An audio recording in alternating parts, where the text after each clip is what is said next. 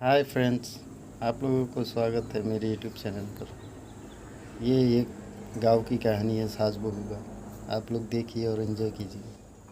100 रोटी वाला ससुराल। सुनो जी, मुझे तो शीतल की बड़ी फिक्र रहती है। उसका ध्यान तो बस घर के बाहर दोस्तों के साथ घूमने फिरने में ही रहता है। उसे कुछ बोलो तो एक नहीं सुनती। मैं तो कहती हूँ इसकी जल्दी शादी वादी करवा दो, वरना लड़की हाथ से निकल जाएगी। तुमसे ज़्यादा चिंता है मुझे शीतल की शादी की। कल ही वो रामपुर वाले मौसा जी को फ़ोन भी किया था। बता रहे थे एक लड़का है नज़र में। उनका अपना घर है और लड़का भी अच्छा है।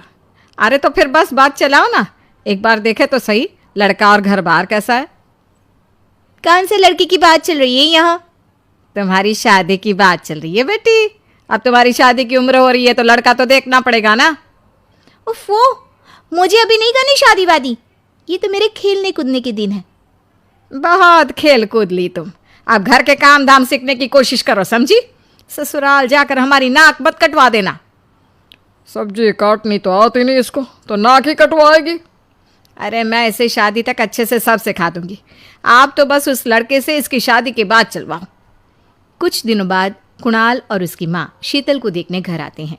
कुणाल दिखने में बड़ा ही स्मार्ट होता है। शीतल तो उसे देखती ही रह जाती है। देखो जी, हमारी कोई डिमांड तो है नहीं, बस हम चाहते हैं कि लड़की घरेलू हो, घर के सारे कामकाज संभाल ले।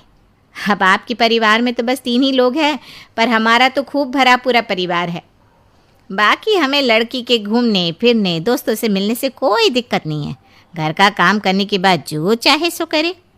अरे वाह, ये तो इतने बढ़िया लोग हैं। लड़का भी इतना स्मार्ट है और ऊपर से इन्हें मेरे घूमने फिरने से भी कोई दिक्कत नहीं है। हे भगवान, तूने तो बिना मांगे ही मुझे सब दे दिया। बताओ जी, और क्या चाहिए हमें?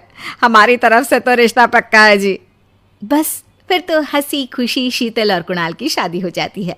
शीतल मन ही मन बड़ी खुश होती है और उसी खुशी के साथ वो अपने ससुराल में कदम रखती है। आओ बहू, तुम्हारा अपने ससुराल में स्वागत है। ये मिलो अपने परिवार से। ये तुम्हारे ससुर जी, तुम्हारी ननद सुनीता और गीता, सुनीता के पति राजेश और उनके 2 बच्चे राजू और चिंटू। ये ना हमारे साथ यहीं रहते हैं। ये तुम्हारी दादी सास है और बाकी लोग अभी बाहर गए हुए हैं। इतने सारे लोग, ये सब यहीं रहते हैं इस घर में? अरे अभी तो मेरे देवर देवरानी और उनके 3 बच्चे यहाँ नहीं है। उसके मायके में भी शादी थी ना, तो बस वहीं गई है। कल तक आ जाएंगे। हे भगवान, ये घर है या धर्मशाला? ये सब एक साथ इस घर में कैसे रहते हैं? मुझे तो पता ही नहीं था इनका इतना बड़ा परिवार है। अब समझी कि कोई डिमांड क्यों नहीं की इन्होंने। ये सब चाल चले मेरे साथ। अरे बहू, खड़े खड़े क्या सोच रही हो? चलो अपने कमरे में जाकर आराम करो। जी माँ जी। अगले दिन शीतल का ससुराल में पहला दिन होता है। शीतल रसोई में जाकर सबके लिए खीर बनाने लगती है। तभी उसके ननद सुनीता आती है। अरे वाह भाभी, आज क्या बना रही हो? बस दीदी, आज वो पहली रसोई है ना, तो खीर बना रही थी। अरे भाभी, ये खीर वे रहने दो।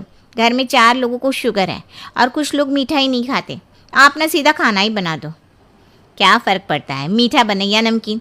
बस बहू के हाथ की पहली रसोई होनी चाहिए ना। जी दीदी, तो फिर मैं खाना ही बना देती हूँ। आप बता दो खाने में क्या बनेगा? बस सिंपल सी कोई सब्जी बना दो, जैसे आलू गोभी या आलू मटर, और उसके साथ रोटियां सेक दो। हमारे परिवार में अब तुम्हें मिलाकर पूरे 20 लोग हो गए हैं। 15 बड़े और 5 बच्चे। बड़ों की 6 और बच्चों की 2 के हिसाब से रोटी बना देना। चलो मैं चलती हूँ, सब देख लेना। हाँ, बड़ों की 6 रोटी मतलब कि 15 लोगों की 90 रोटियाँ, और बच्चों की 2 रोटी मतलब 5 बच्चों की 10 रोटियाँ। 90 और 10 मतलब कुल मिलाकर 100 रोटियाँ। हाय, मैं तो मर गई। 100 रोटी अकेले कैसे बनाऊंगी? माँ, ये तुमने मेरी शादी कहाँ कर दी? शादी से पहले तो मैंने कभी 4 रोटी से ज़्यादा नहीं बनाई।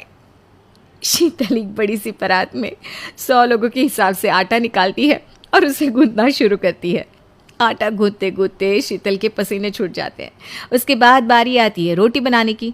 शीतल एक एक करके रोटी बनाना शुरू करती है और 10 रोटी बनाते ही अपनी कमर पकड़ लेती है। हाय, मैं मर गई। मेरी कमर टूट गई खड़े खड़े, और ऊपर से इतनी गर्मी। मैं 100 रोटियां कैसे बनाऊंगी?